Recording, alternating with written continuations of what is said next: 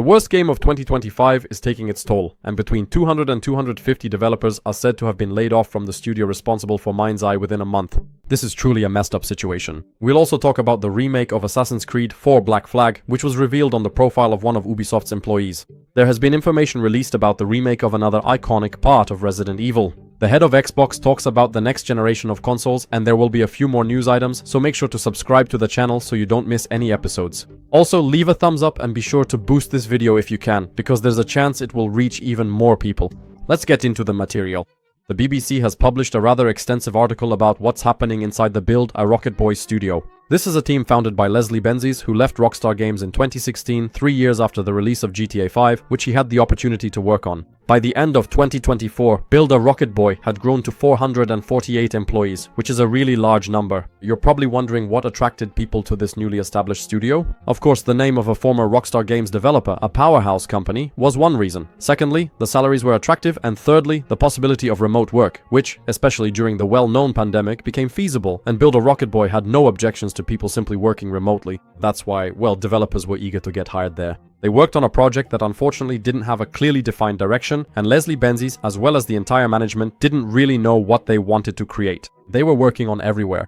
The Everywhere project was supposed to be based on user-generated content. It was meant to be a kind of platform for creating games. And then, as an experience available within Everywhere, Mind's Eye was supposed to be created. A game that we all know very well today, which was received just terribly, turned out to be a complete failure, and will, 99%, drag the entire Build a Rocket Boy studio straight to the bottom. Leslie never decided what kind of game he wanted to make, says one of the employees. There was no consistent direction. People say that these issues have haunted the project from the very beginning. This month, between 250 and 300 developers were expected to lose their jobs at Build a Rocket Boy, with most of these employees working in Edinburgh. The union, which quickly took an interest in the matter, published an open letter on behalf of 93 employees and announced that they plan to take legal action against Build a Rocket Boy due to the catastrophic mishandling of the entire layoff process. Generally, the employees are not satisfied with how the company treated them upon their departure. However, the company claims that they carried out the layoff process with full caution and made sure that employees did not feel wronged. As you can see, the other side doesn't quite agree with this, and layoffs are one thing, but the very process of creating Mind's Eye was such that Leslie Benzies, whenever there was even the smallest thing he didn't like, even the tiniest detail, could have an entire mission removed, and in doing so, practically ruined the whole scenario or other important elements when it came to Mind's Eye. And the whole process of creating the game can be described as one big chaos. The employees at Build a Rocket Boy went through a real hell on earth because not only did Leslie Benzies change whatever he wanted in the game whenever he wanted, but employees often stayed after hours for which they weren't paid. At least that's what reports from their side suggest. And of course, crunch is mentioned here because they wanted to speed up the pace before the release, especially in those later months. And people who, in any way, wanted to object or express their opinion about the whole situation were publicly ridiculed during meetings, which was also a form of manipulation by the management. The open letter included demands such as public apologies and fair compensation for dismissed employees, the option to either work until the end or receive severance pay, a real and documented plan to improve conditions and procedures in the company, as well as partners involved in future layoffs to ensure fairness and prevent abuse. Sarah Bond, who has for some time been the face of Xbox and frequently appears at various conferences, announced that the company does not plan to abandon consoles and that they are already working on new hardware. Of course, aside from the fact that Xbox and Microsoft are bringing their services to many platforms and entering the handheld market, players are still wondering what the future of consoles will be, whether there is still a chance that Xbox will get back in the game and compete with PlayStation in the next generation. Because at this point, many people claim that this won't happen, and that Xbox might even be withdrawn from sale in Europe, or at least in countries where sales are not satisfactory. The president of Xbox, Sarah Bond, was asked whether the company would continue to produce its own consoles, and she stated that they are 100% planning to create new things in the future. Interestingly, their next generation hardware is said to be in development, and the team working on the console is currently focused on designing and prototyping. And interestingly, they even mentioned cooperation with AMD here. This is particularly interesting because we know that Sony and AMD are working together on the development of the PlayStation 6, and they are supposed to be developing features such as hardware infrastructure for neural networks. In short, artificial intelligence in the context of the GPU, which will connect compute units, improving AI-assisted rendering effects, and they plan to heavily invest in machine learning when it comes to the PlayStation 6. So, there is also the potential collaboration between AMD and Xbox for the next generation of consoles. Well, it will be interesting to see how that turns out. Information has surfaced about another remake in the Resident Evil series. This time, we're talking about the Zero installment. And for quite some time now, we've been seeing that Capcom, besides releasing new installments of Resident Evil, is also remaking the older parts, which of course works out very well, and players are simply happy about it. Because it also gives younger players the opportunity to experience the series.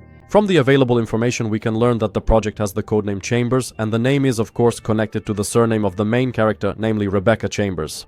Allegedly, recording sessions with actors began last year, and the remake of Resident Evil 0 was mentioned by one of the actors, John McLaren, who is supposed to play the main role. You might recognize John McLaren from his role as Star-Lord, and he also appeared in Far Cry 5. It says there that the project is being handled by Beyond Capture Studios, a company specializing in motion capture, which has previously worked with Capcom on projects like the Resident Evil 4 remake and Street Fighter 6. So everything checks out here as well, and considering that John McLaren is supposed to play the main character, a leading role, we can speculate that he will take on the role of Billy Cohen, the protagonist, alongside Rebecca Chambers. The remake of Zero is supposed to be expanded in some way. Of course, the main plot premises are supposed to remain the same, but we might see new characters in different places and so on and so forth. Simply put, certain elements will be changed there. According to information provided by Dusk Golem, the first of the remakes we are supposed to see is Code Veronica, which is set to debut in the first quarter of 2027, while the release of the Zero remake is reportedly planned for 2028.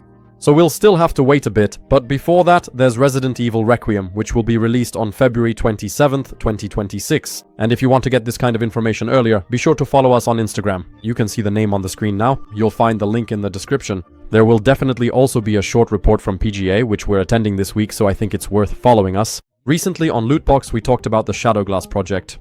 It's a classic immersive first-person stealth simulator inspired by series like Thief, Deus Ex, or System Shock. It's done in a pixel art style, but in 3D, which makes it even more interesting. We take on the role of a thief who is tasked with acquiring ancient artifacts hidden throughout the kingdom. To succeed, we have to rely on our wits and tools that allow us to pull off impossible heists. We spend the gold we've acquired on new tools and items, upgrade our workshop, gather information, and set new targets for ourselves, so the game also features RPG elements. The project is being developed by Starhen Studios, and they proudly announced that over 60,000 people have already added the game to their wishlists, which is a really impressive result, especially considering it was achieved in just 1 week. The game even caught the attention of Sven Vinke, the head of Larian Studios, who wrote that he really likes the project and wished the creators good luck. And honestly, that's probably one of the best compliments the developers could have received. The game is headed exclusively to PC and is set to debut in early access in 2027. However, we're supposed to get the first playable demo at the beginning of 2026, so I really can't wait. Assassin's Creed 4 Black Flag Remake has now been practically revealed. Rumors about this game first started appearing at the end of 2024 and the beginning of 2025. For example, the figurine manufacturer Pure Arts hinted that something big was happening with the character Edward Kenway, and in July 2025 the official Black Flag page on Steam was updated, which some people also took as a sign of an announcement. And so from time to time information would surface, whether from Tom Henderson or other insiders. And we were already practically certain that the remake would come out sooner or later, because more and more concrete information was appearing. For example, that the project is being developed on a new version of the Anvil engine, which was used to create the latest installments of Assassin's Creed, and for some people that's good news, while for others not so much. Especially considering that the Black Flag remake is supposedly going to offer more RPG-like experiences, for example RPG-style combat, which for instance, I'm not a fan of. There will also be a looting system, weapon and equipment stats, and there was even talk about possible changes to the story. And the project is being developed under the codename Obsidian, as Tom Henderson informed us some time ago. And so on the profile of one of the developers on LinkedIn, there was a mention of the Obsidian project, which has supposedly been in development since February 2024 until now, meaning for almost 2 years already, and the artist was responsible for designing the storyboard, so even that alone suggests that there will be some changes to the story. Many people suggest that the official announcement of Black Flag could appear at the Game Awards at the end of the year, and this is actually quite a reasonable guess, because right now it's the biggest event in the gaming industry. There are some incredibly high-profile announcements there. It's said that the game will debut in 2026.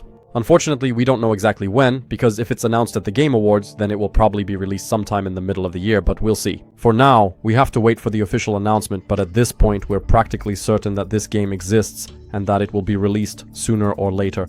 Thanks for watching today's episode. Take care and see you next time.